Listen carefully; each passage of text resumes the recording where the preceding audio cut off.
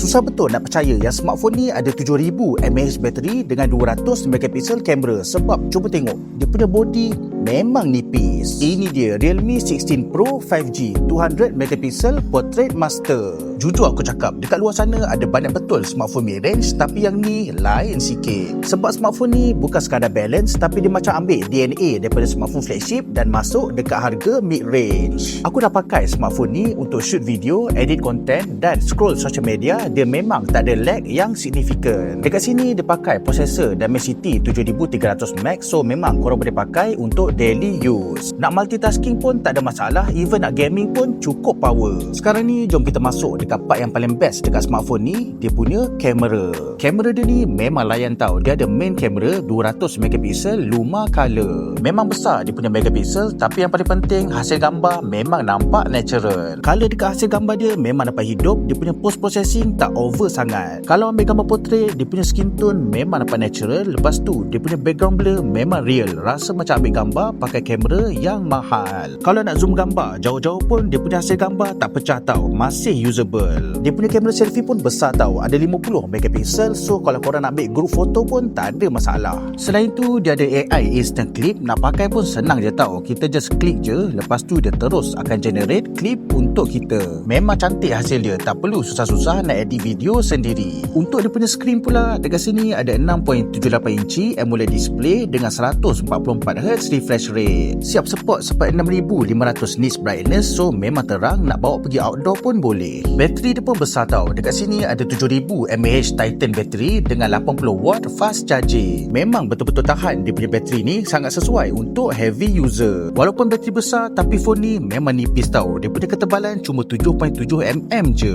Kalau terkena air pun tak ada masalah tau, sebab smartphone ni ada IP69 water and dust resistant. So kalau korang tengah cari smartphone mid-range tapi ada spek yang cun, boleh try Realme 16 Pro 5G.